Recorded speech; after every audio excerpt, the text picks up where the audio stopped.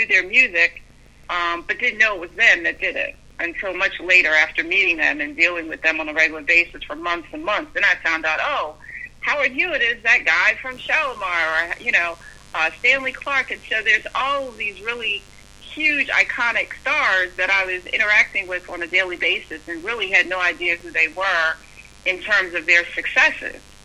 So it was a really fun time for me, getting to go to all of these really exciting parties that were full of awesome celebrities, a lot of people that are huge stars now that were at the time really just trying to make it and find a job and going on auditions. And so I really enjoyed my time in Los Angeles. I wouldn't trade it for the world. How was it for you to, has any of that translated over in terms of, having to work for a record company and to be a part of a business like that? Has any of that translated over to your law? You practicing law? Is there anything that you really learned back then that kind of helped you, make that transition to becoming a lawyer? I think just about everything I've ever done has some practical application in my current life. I think a large part of being a lawyer is being able to understand what other people have experienced or what they're going through. And I've been through so much. I'm not a lawyer who, was born with the silver spoon, and then my dad was a lawyer or a judge, and his parents were judges.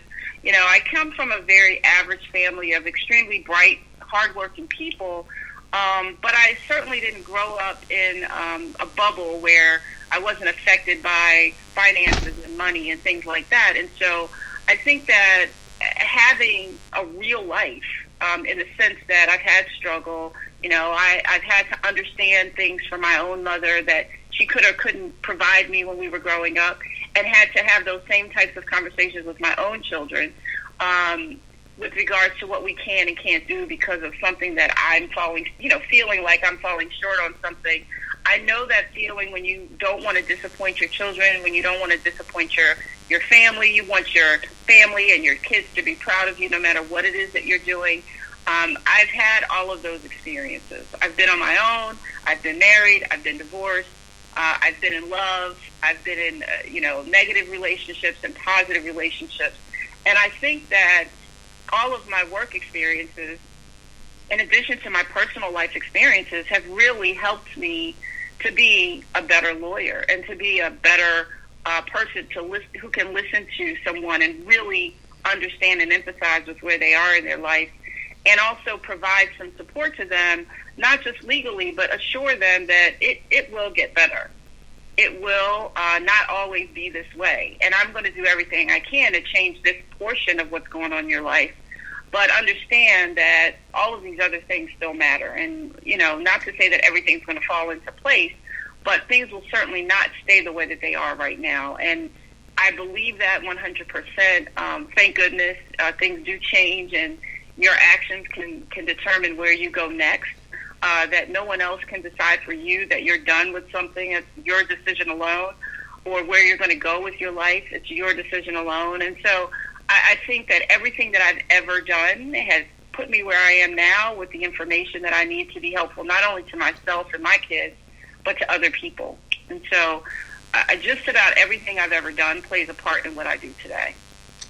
Well, I mean, that, and that's, again, inspiring for people to know that, as tough as life can be, you can come out at the other end very successful. And, those life experiences are important. Sometimes the struggle, some people don't realize that sometimes the struggle is something that makes you a better person at the end of the day. And it's great to be able to see that, with your struggles, with your ups and downs, that you've come out the other end a very successful person. So it's great to be able to hear that as well. Final question, Charlotte's a really growing market. It's a really growing city as well. I mean, how is it to work in the area? And, tell me a little bit about working in Charlotte. It's funny. I really enjoy working in Charlotte. When I first moved here, which was in 2007, it felt very much more like a small town, like a countryer feel. And it's funny because if you say that to somebody local, Charlotte's the biggest city in North Carolina and has the largest population, but coming from Philadelphia, coming from Los Angeles, it's like a small town. There's a lot of green here, a lot of undeveloped land, and so much has changed here since I've been here. Working here is really exciting, and being able to see the growth in the city, because I've lived in cities where there's been significant growth in Philadelphia and in Los Angeles, but not in the sense that you see buildings going up. Growth in terms of who's coming to the city to be there and who's establishing a place in the city. But in Charlotte, it's different because the entire landscape of the city has changed. There are freeways that have been built, obviously buildings and whole communities. The only disappointing part of that is that large black communities have been completely erased through gentrification, where they were too close to downtown. And so all those people get kicked out. Developers come in, and now they're high-rise condominiums for, young millennials, and the prices are just unbelievably outrageous. And so it's been disappointing in one aspect, because you see a lot of growth and change in the city. That's certainly positive, but there's also the negative aspect of what happened to all these people that literally grew up in these houses, generations of people who were displaced because of the city's growth. And so, it's kind of a little bit of a mixture of winning and losing at the same time. Yeah. I like to see the growth, but it's disappointing on the side of, what happened to all these people. There's very little low-income housing that's still left available. There are provisions in these contracts and development deals that require, let's say, a small portion of the new growth accommodate, low-income or subsidized housing. However, if you have a unit with 100 condos in it, they may allocate 2 of those for low-income housing and satisfy the requirements of the contract.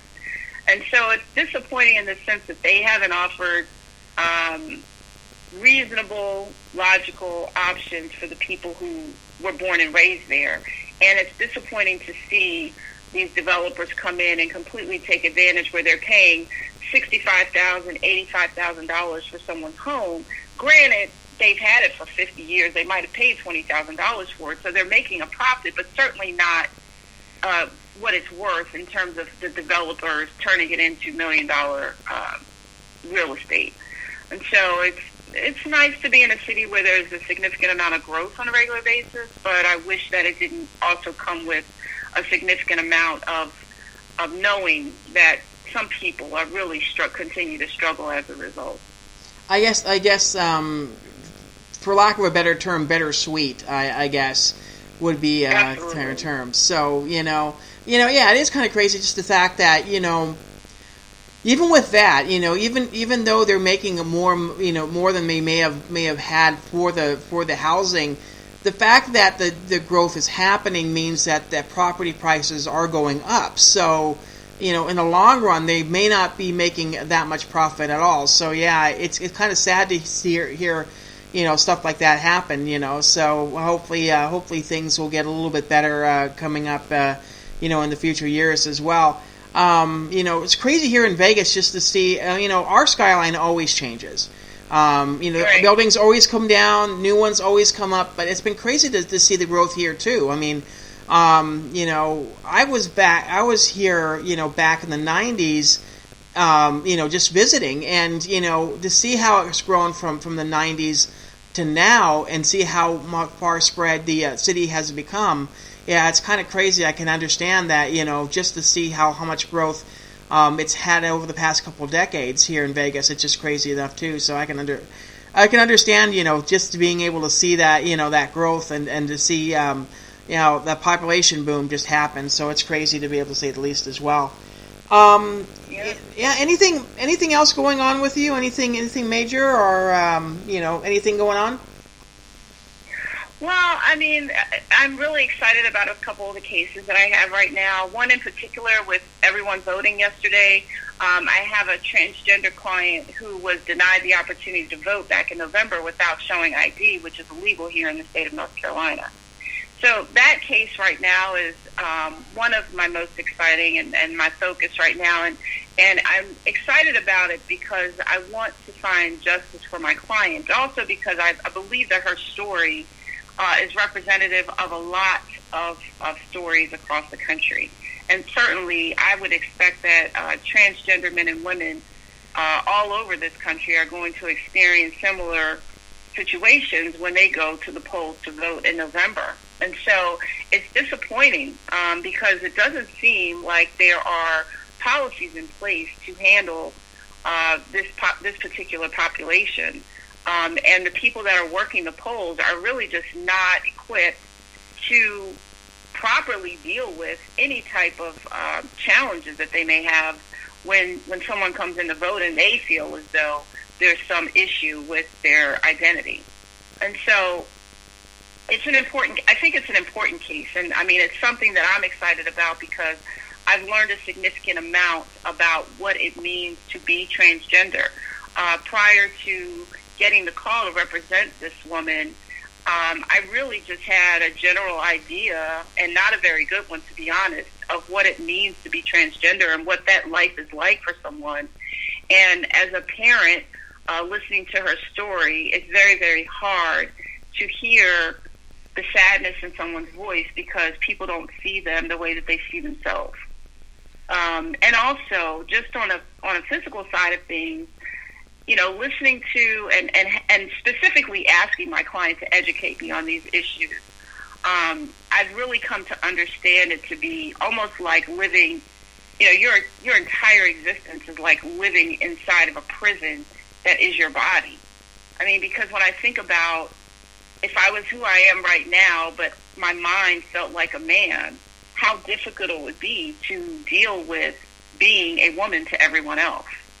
And so, you know, I would like to believe and hope that my work on this case will give me the opportunity to speak to people on a larger scale about having some understanding, some empathy, some appreciation for people who have a different lifestyle. You know, I've always been annoyed when people say, well, you know, they chose this life, or this life is, they don't have to do this.